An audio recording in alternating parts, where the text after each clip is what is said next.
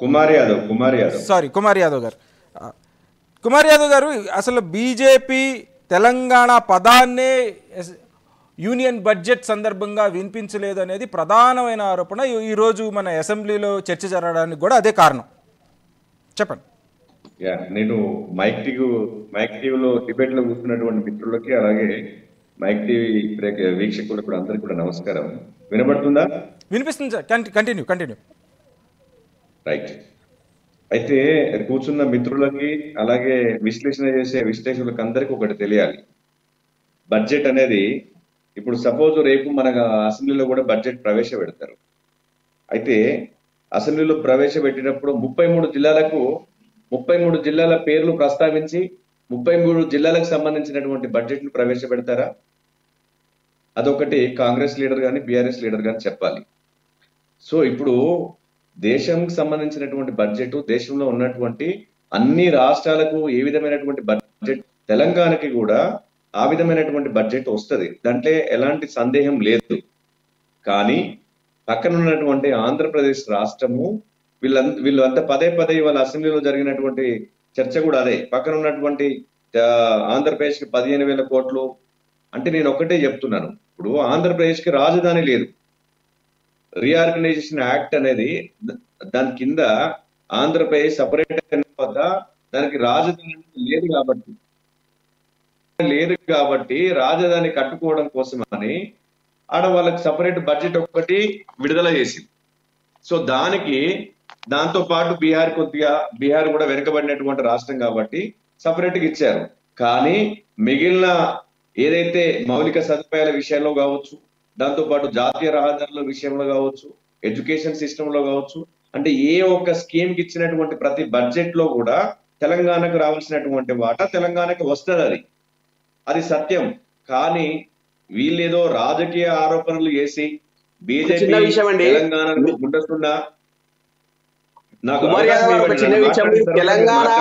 మీరు తెలంగాణలో పుట్టి ప్రతి ఒక్క జిల్లా పేరు తీస్తారు, తెలంగాణ రాష్ట్రం పేరు తీయాల్సిన అవసరం లేదా? మీరు ఏదో మాట్లాడుతున్నారు. మన రాష్ట్రానికి ఎన్ని మెడికల్ కాలేజ్, మన ప్రాజెక్టులకు జాతీయ హోదా తీసుకురావాల్సిన అవసరం మీకు లేదా? సతీష్ గారు ఒక్క నిమిషం. ఓట్ల పర్సంటేజ్ పెంచుకోవడానికి ఇలాంటి ప్రజల్ని భ్రమలో పెడతారా? మిత్రమా సతీష్ గారు, నేను మాట్లాడినప్పుడు పూర్తిగా నన్ను కన్క్లూజన్ చేయనివ్వండి. సతీష్ గారు ఒక్క నిమిషం మాట్లాడి మధ్యలో రాలేదు కదా. ఇప్పుడు మీరు అడిగిన దానికి నేను సమాధానం చెప్తున్నాను. చెప్పండి. ఇప్పుడు మనము ఏదైనా బడ్జెట్ ఇవాళ 29 రాష్ట్రాలకి 29 రాష్ట్రాల పేర్లు తీసి బడ్జెట్ ఇవ్వలేదు కదా అక్కడ. కుమార్ యాదవ్ గారు ఒక్క నిమిషం. నిన్న ఆంధ్రప్రదేశ్ సతీష్ గారు ఒక్క నిమిషం. ఆంధ్ర అనేది తెలుగు రాష్ట్రాలు ఉంది. సతీష్ గారు ఒక్క నిమిషం. కుమార్ యాదవ్ గారు నిన్న పార్లమెంట్ లో నిర్మలా సీతారామన్ గారు ఏం చెప్పారు అంటే, రీఆర్గనైజేషన్ చట్టం కింద మేము అమరావతికి 15,000 కోట్లు, దాన్ని రీఆర్గనైజేషన్ చట్టం, అది చట్టం కాబట్టి దాన్ని ఇంప్లిమెంట్ చేసే క్రమంలో మేము వాళ్ళకి నిధులు కేటాయిస్తున్నామని చెప్పారు. అయితే రీఆర్గనైజేషన్ చట్టంలో 2 రాష్ట్రాలు ఉన్నాయి, ఒక రాష్ట్రమే లేదు కదా. మరి ఒక రాష్ట్రాన్ని ఎలా పేర్కొంటారు అనేది క్వశ్చన్. ఇప్పుడు మనకు గతంలో మొలుపి గిరిజన యూనివర్సిటీ ఇచ్చారు, దాంతో పాటు కాజ్పేట్ వాగన్ ఫ్యాక్టరీ ఇచ్చారు, దాంతో పాటు 1,10,000 కోట్ల జాతీయ రహదారుల నిర్మాణం జరిగింది. మరి ఇది రీఆర్గనైజేషన్ యాక్ట్ కింద రాదా? ఇవి గతంలో మన ఆంధ్రప్రదేశ్ చేయలేదు కదా. అవి వెంకట్ నాయక్ గారు మాట్లాడతారు. కుమార్ యాదవ్ గారు ఒక మాట, ఇప్పుడు ఇందాక మీరు బీహారు, ఆంధ్రప్రదేశ్ వెనకబడిన ప్రాంతాలు కాబట్టి వాటికి ఇచ్చామంటే 10 సంవత్సరాలుగా తెలియలేదు అవి వెనకబడిన ప్రాంతాలని. సో మేమేమంటున్నాం అంటే, సరే కుర్చీ బచావ్ బడ్జెట్ అని చెప్పి అందరికి తెలిసి ఇక మీరు కొత్తగా కప్పిపుచ్చుకోవాల్సిన అవసరం లేదు. కానీ ఒక మాట అయితే చెప్తున్నాం, రహదారులు ఇచ్చింది కూడా విభజన చట్టంలో భాగంగా ఇచ్చినారంటే అది విభజన చట్టంలో అంశమా? అంటే మీరు టోల్ గేట్ లేని రహదారులు ఇచ్చిరా ఈ రాష్ట్రానికి? టోల్ గేట్లు కట్టలేని రహదారులు మీరు ఇచ్చిరా? మేము కాజీపేట కోచ్ ఫ్యాక్టరీ అడిగితే మీరు ఇంకోటి ఇచ్చి దీంతో చల్లబడని అంటే ఏదో ఆంధ్రాలో గతసారి ఏదో మట్టి కుంట తీసుకొచ్చి చెవులో పూలు పెట్టినట్టు ఈ తెలంగాణ రాష్ట్రానికి చేద్దామంటే అది ఎంతవరకు కరెక్ట్ కాదు సార్. మేమేమంటున్నాం, మన రాష్ట్రంలో మెడికల్ కాలేజ్ ఎన్ని తీసుకొచ్చారు? కేసీఆర్ గారు జిల్లాకో మెడికల్ కాలేజ్ కట్టారు రాష్ట్రంలో. మీరు మెడికల్ కాలేజ్ ఎన్ని తీసుకొచ్చారు? కేసీఆర్ గారు ఓన్లీ కులాల పేరుతో మతాల పేరుతో రెచ్చగొట్టి మీరు 8 స్థానాలు సంపాదించారు కదా. మీరు ఈనాడు తెలంగాణ రాష్ట్రానికి తెలంగాణ ప్రజలకు సమాధానం చెప్పాల్సిన అవసరం ఉంటుంది. అట్లా కాదు. ఇప్పటిదాకా మీరు గ్రామ పంచాయతీల గురించి మాట్లాడినావు. గ్రామ పంచాయతీ సర్పంచ్ ఏకగ్రీవంగా చేసుకుంటే 15 లక్షల రూపాయల గ్రామ పంచాయతీ కింద ఇస్తానని ఇచ్చిందా మీ కేసీఆర్? అరే ఏకగ్రీవం 1300 మండలాలను గ్రామ పంచాయతీలు చేసి అందులో నాయకులను తయారు చేసి అభివృద్ధి పరిచయం దిశగా పనిచేసిన గొప్ప వ్యక్తి కేసీఆర్ గారు. కేసీఆర్ ఏం గొప్పదనం చేసిండు? ఆయన ఇంకో కేసీఆర్ గురించి మాట్లాడతాము. కేసీఆర్ అంటే మీరు అవును మీరు చేసింది చెప్పండి. మీరు ఏం చేశారు? అయ్యా దొరా అని పాంచాలని చెప్పి కేసీఆర్ మీరు ఏం చేశారు అంటే నేను చెప్తా వినండి. తెలంగాణ రాష్ట్రాన్ని మోసం చేసినటువంటి దుర్మార్గుడు కేసీఆర్. నిరుద్యోగుల కోసం మీరు ఏం చేసిరు?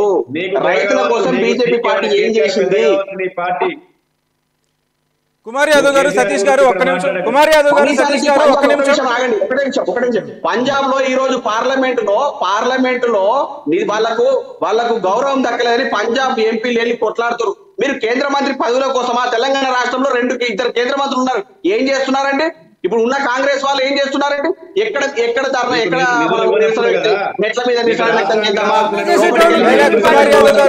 సతీష్ గారు ఒక్క నిమిషం ఆగాలి. సతీష్ గారు, కుమార్ యాదవ్ గారు ఒక్క నిమిషం ఆగండి. రాజు గారు ఒక్క నిమిషము. ఈ బడ్జెట్ని మనం అనాలిసిస్ చేసేటప్పుడు సామాజిక కోణంలో దీన్ని ఎలా చూడాలి ఒకసారి మీరు చెప్పండి. ఒక్క తెలంగాణకి మనం రిస్ట్రిక్ట్ కాకుండా ఈ ఒక అంశంలో నేను మిమ్మల్ని స్ట్రైట్గా అడగదలుచుకున్నా, దీన్ని మనం సోషియో ఎకనామిక్స్గా ఎలా ఈ బడ్జెట్ని అనాలిసిస్ చేస్తారు?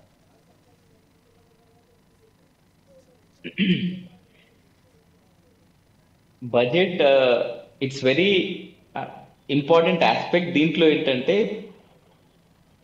ముఖ్యంగా వెనుకబడిన రాష్ట్రాలు, వెనుకబడిన జిల్లాలు ఈ దేశంలో ఏ విధంగా అంటే బీహార్ అయినా కావచ్చు, ఆంధ్రప్రదేశ్ అయినా కావచ్చు, వాటితో పాటు సోషియో ఎకనామికల్గా డిప్రైవ్డ్ కమ్యూనిటీస్కి మనం ఎంతవరకు ఈ బడ్జెట్ని తీసుకొచ్చినాం అనేది ఒక క్వశ్చన్.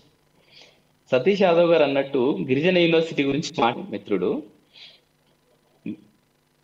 గత 5 సంవత్సరాలుగా మేము every day we are protesting to run the university. కనీసం ఈ సంవత్సరం అయినా సియూటీలో దీన్ని చేర్చి ఎంట్రన్స్ ఏమైనా పెట్టించి అడ్మిషన్స్ ఏమైనా అయితాయేమో అనే ఉద్దేశంతో ఉన్నాం. రిక్రూట్మెంట్ లేదు మిత్రమా. ఇంతవరకు ఒక బిల్డింగ్ కట్టిన పాపం లేదు. అదే ఆంధ్రప్రదేశ్లో యూనివర్సిటీ రన్ అవుతుంది, అక్కడ ఇనాగ్రేషన్స్ అవుతున్నాయి, అంటే బిల్డింగ్ ఇనాగ్రేషన్స్ అవుతున్నాయి. అంటే కేవలం తెలంగాణలో ఎందుకింత అంటే నెగ్లిజెన్సీ చూపిస్తారు అనే ఉద్దేశంతో చెప్తున్నా. ఇంకొకటి గిరిజన యూనివర్సిటీ అంటే పేరు